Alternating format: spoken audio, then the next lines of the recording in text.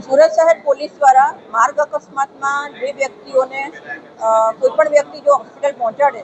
તો ભારત સરકાર અને રાજ્ય સરકાર દ્વારા રાહવીર યોજનાનું અમલીકરણ કરવામાં આવ્યું છે. આ રાહવીર યોજનાની જાણકારી સુરતના શહેરીજનોને મળે અને સાથે સાથે હોસ્પિટલના સ્ટાફ અને અમારા સ્ટાફને પણ સેન્સિટાઇઝ કરી શકાય તે માટે એક અવેરનેસ સેમિનારનું આયોજન કરવામાં આવેલું. આ રાહવીર યોજનાનો મુખ્ય હેતુ એ જ્યારે કોઈ પણ વ્યક્તિને અકસ્માત થાય તો ગોલ્ડન અવર્સ દરમિયાન જો એને હોસ્પિટલ પહોંચાડવામાં આવે તો તે વ્યક્તિની બચી જવાની સંભાવના ખૂબ વધારે હોય છે અને રોડ અકસ્માતના કારણે જે મૃત્યુઓ થઈ રહ્યા છે એમાં ઘટાડો લાવી શકાય અને લોકોનો જીવ બચાવી શકાય એ આ યોજનાનો મુખ્ય હેતુ છે.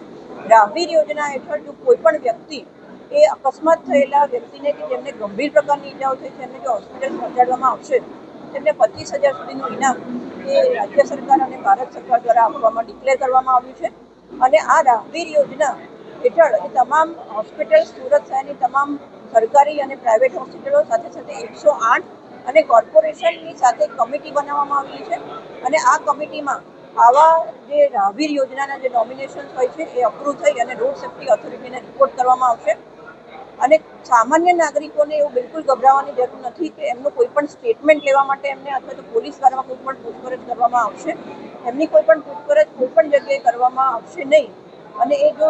સરળતાથી હોસ્પિટલ સુધી 108ને જાણ કરીને જો આવી ગંભીર ઈજાઓ પામેલ વ્યક્તિને હોસ્પિટલ પહોંચાડશે તો હવે નક્કી કરેલી જે રકમ છે 25,000ની એ એમને